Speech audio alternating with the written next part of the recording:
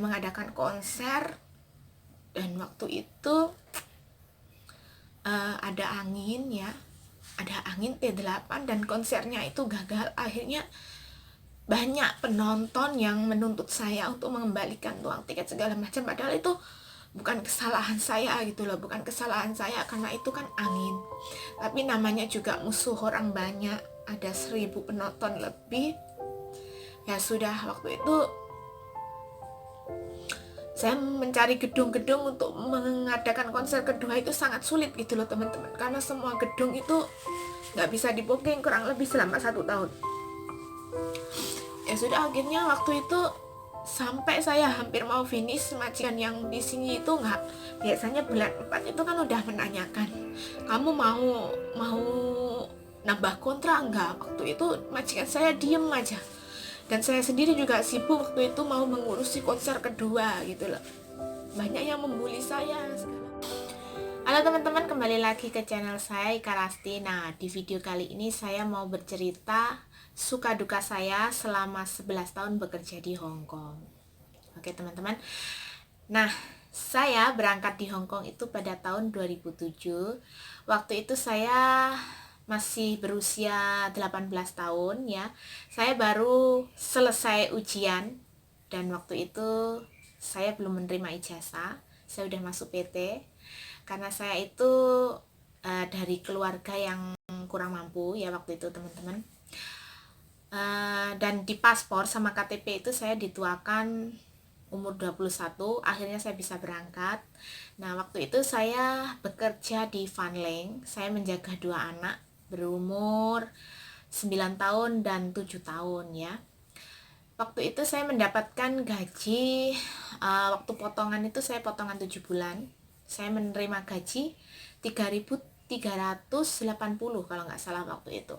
Dan krus masih 1.100 dan paling tinggi itu 1.200 waktu itu. Nah, selesai potongan selama 7 bulan, saya itu digaji cuma 1.800 Hong Kong dolar ya. Kurang lebih waktu itu sekitar 2.500.000 kalau nggak salah ya.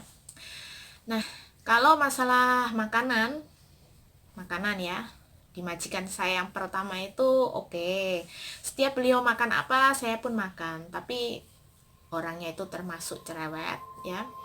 Juga anaknya bandel-bandel. Nah, waktu itu saya bekerja 1 tahun karena ada peraturan pembayaran uang sampah itu dihapus. Akhirnya majikan saya mereview kontrak, memperbaharui kontrak saya. Dan waktu itu beliau ngomong sama saya, kamu mau nggak kerja lagi di sini? Saya review, saya renew kayak gitu, bukan review, saya renew. Akhirnya saya kerja di situ selama 3 tahun kontraknya ya. Dari gaji 1.800, majikan saya menjanjikan akan menaikkan menjadi 2.200 waktu itu. Nah, akhirnya saya setuju menandatangani kontrak ya. Dan seharusnya saya 1 tahun itu mendapatkan uang tiket serta uang interminit ya. Tapi karena majikan saya itu orangnya cules atau curang kayak gitu ya teman-teman, dipikirnya saya itu baru awal ke Hong Kong itu goblok kayak gitu, masih culun, belum tahu apa-apa kayak gitu. Uang tiket saya nggak dikasih, terus kemudian uang interminitan juga saya nggak dikasih, dan saya itu disuruh pergi ke Cina untuk extend visa seperti itu. Dan majikan saya itu menyuruh saya untuk libur selama 7 hari ya kan. Saya nggak mau. Akhirnya beliau itu mengatakan, ya udah kalau kamu nggak mau libur, saya ganti seharinya itu 100 Hong Kong dolar selama 7 hari, berarti kan 700 Hong Kong dolar ya. Dan saya berpikir 700 Hong Kong dolar emang kalau dibelikan tiket itu bisa dapat, padahal tiket sejalan itu kalau dari Hong Kong ke Indonesia itu kurang lebih paling murah itu adalah 1.500 ya. Ya udah, akhirnya saya biarkan, dan waktu berlalu ternyata gaji saya itu yang dia mengatakan 2.200, ternyata tetap saja saya masih dibayar 1.800 dan hampir 2 tahun ya waktu itu. Akhirnya saya memberanikan diri menanyakan sama bos saya, kenapa kok gaji saya masih 1.800 padahal kamu janji untuk membayar 2.200 ya waktu itu.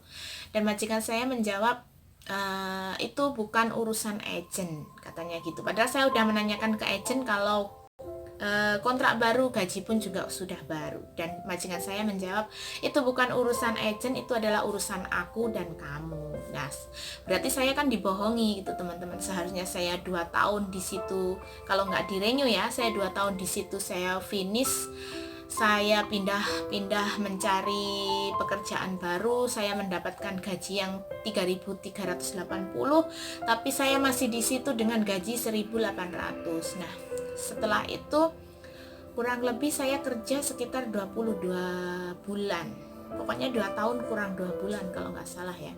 Akhirnya saya mendapatkan info dari beberapa teman-teman gitu, tetangga-tetangga saya yang dulu pernah ke labor menuntut majikan karena digaji underpay seperti itu ya.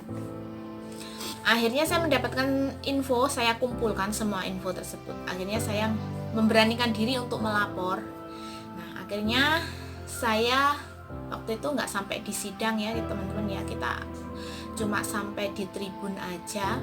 Saya menuntut majikan saya gaji selama 22 bulan serta uang libur. Waktu itu saya cuma dikasih libur 2 minggu sekali sama majikan. Padahal di peraturan di Hong Kong itu tidak boleh libur itu harus dikasih setiap minggu gitu loh. Akhirnya saya menuntut waktu itu 55.000 kalau nggak salah ya, 55.000 Hong Kong dolar. Dan nah, karena ada tawar-menawar seperti itu, akhirnya deal di angka 43.000. Itu saya langsung pulang ke Indonesia. Sebenarnya saya udah proses mencari majikan di agent ya, karena agent itu takut mungkin saya barusan dari labor, barusan berkasus kayak gitu ya. Akhirnya hampir 2 minggu saya itu tidak mendapatkan majikan. Akhirnya saya pulang ke Indonesia. Sampai di Indonesia pun agent saya telepon, katanya cuma diproses-proses sampai 4 bulan, ternyata tidak diproses. Nah, akhirnya setelah 4 bulan di Indonesia, saya masuk lagi ke PT ya, akhirnya saya bekerja lagi di Hong Kong pada tahun 2010 awal kalau nggak salah, waktu itu 2010 awal. Dan saya pulang ke Indonesia waktu itu tahun 2009 akhir ya. Pada tahun 2010 awal sekitar bulan 2 kalau nggak bulan 3 saya udah bekerja lagi di Hong Kong. Saya di rumah kurang lebih antara 4-5 bulan waktu itu. Nah, oke. Akhirnya saya bekerja di majikan kedua, yaitu di Chung Wan O ya. Saya menjaga satu nenek dan satu nona atau siuce ya. Perawan tua seperti itu ya teman-teman, umur 60 tahun, nggak nikah. Kemudian nenek yang saya jaga itu waktu itu kalau nggak salah umurnya udah 90, kalau nggak 90 ya 91, seperti itu seingat saya ya. Dan saya datang itu neneknya udah di rumah sakit, udah nggak bisa jalan, pokoknya ya udah pakai pampers kayak gitulah, kencing, berak, udah nggak bisa sendiri, pokoknya harus kita harus ngelap segala macam seperti itu karena udah nggak bisa jalan. Nah, kemudian saya bekerja di situ nggak ada 1 bulan, saya cuma ngerawat nenek 2 minggu, nenek saya meninggal. Ya itu adalah ada senang, ada apanya ya, karena majikan saya yang kedua itu cerewetnya minta ampun, nggak kerja, jam 6 itu udah bangun, udah ngoceh kayak gitu segala macam ya. Dan untuk makanan pun seperti tidak layak untuk dikonsumsi, seperti itu teman-teman. Sekali masak itu 1 wajan besar kayak gitu ya. Untung saya itu bukan muslim, semua itu dicampur-campur seperti ikan, babi, sayur segala macam itu 1 wajan kayak gitu ya teman-teman. Kemudian dipisahkan beberapa piring, dimasukkan ke kulkas. Nah, setiap kali makan itu dari kulkas itu nggak dipanasin, cuma diambil aja kayak gitu. Yang panas itu cuma nasinya. Dan itu adalah pengalaman saya yang benar-benar sangat gimana ya, kalau inget itu sedih gitulah. Makanan udah nggak layak dimakan, dikasihkan seperti itu. Terus majikan cerewet, bersih pun kadang masih kayak dulit kayak gitulah teman-teman, sampai 4 kali 5 kali. Kadang itu gimana ya, masih nggak terima, kadang kala itu masih katanya kotor kayak gitu. Nah, akhirnya Saya kerja 2 minggu, nenek meninggal, dan saya menghabiskan visa lah sampai 1 bulan di situ, sampai nenek saya itu dimakamkan, baru saya keluar dari situ. Dan akhirnya itu saya merasa lega gitu loh teman-teman, lega bisa keluar dari situ. Kalau ingat itu rasanya sedih gitu loh. Akhirnya saya keluar dari situ, dan sama teman saya itu ditawarkan kerja di majikan teman saya itu punya temen gitu loh, dan sedang nyari pembantu. Dan aduh, sedih banget kalau ingat gitu. Nah, kemudian dari situ akhirnya saya bekerja di sini, dari majikan yang super cerewet, makanan gak layak yang setiap hari saya santap. Akhirnya saya mendapatkan majikan di sini, dan di situ sampai 8 tahun. Ya, termasuk baik gitu lah teman-teman. Rumahnya besar, tapi di situ ada enaknya juga. Rumahnya besar, saya bisa menaruh berbagai macam barang-barang saya itu nggak ini gitu, soalnya rumahnya itu besar banget. Untuk masak-masak juga majikan saya itu nggak pernah ngelarang gitu loh. Saya mau makan apa ya boleh aja masak gitu, karena majikan saya setiap hari kerja yang di sini itu, dan yang cowok itu adalah anggota DPR, terus yang cewek itu adalah punya toko ramuan obat seperti itu. Saya bekerja di sana selama 8 tahun. Meskipun rumah besar, majikan saya baik. Kalau dibilang cerewet ya namanya juga ikut orang ya seperti itu. Tapi lumayan baik gitu loh.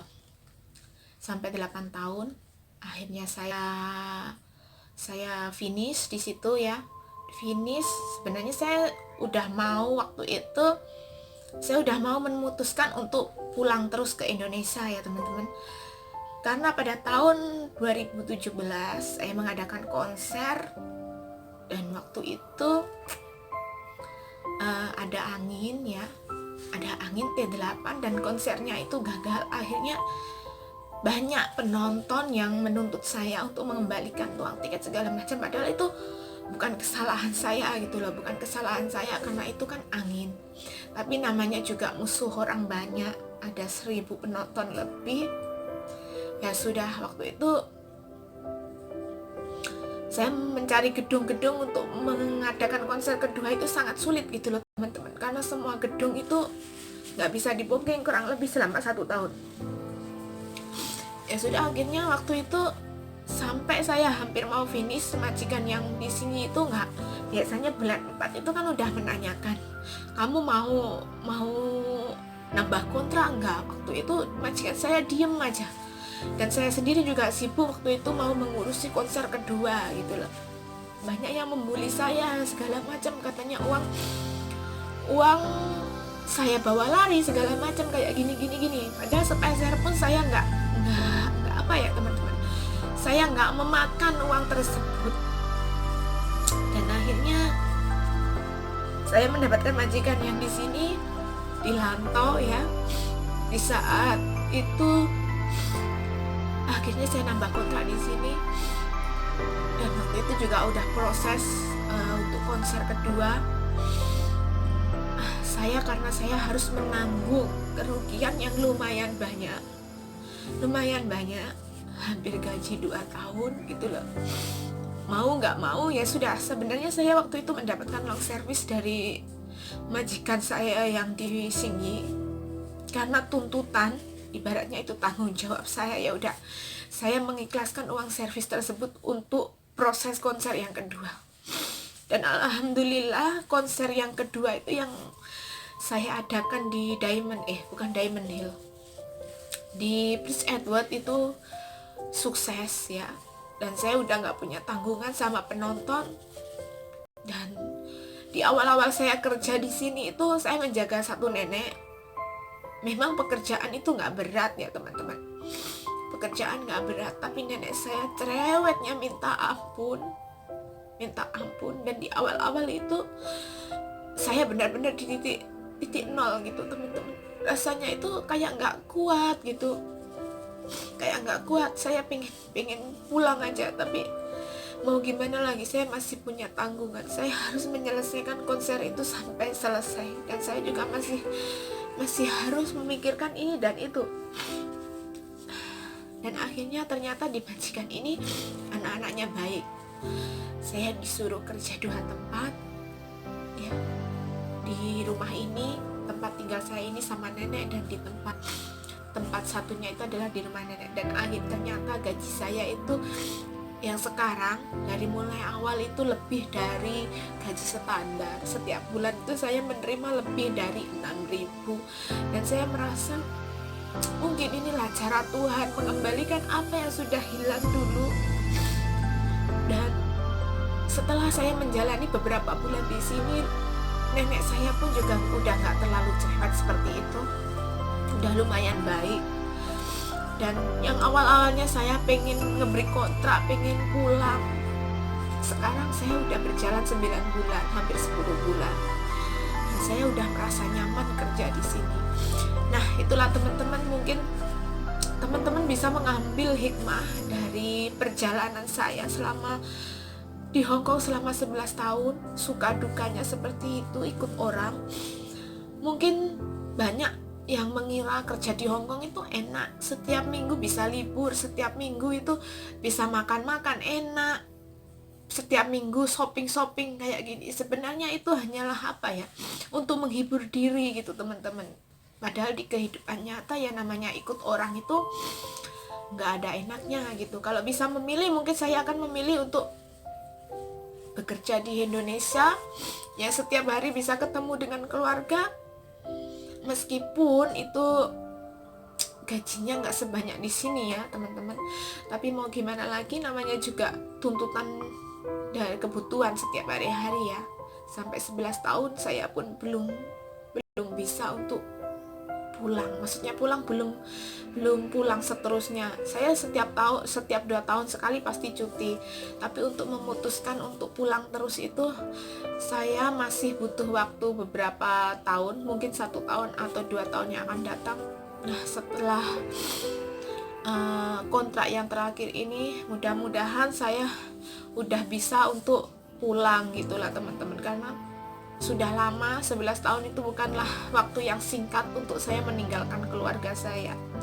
Nah, terima kasih buat teman-teman yang di rumah sudah menonton video saya. Sampai ketemu di video selanjutnya. Dadah.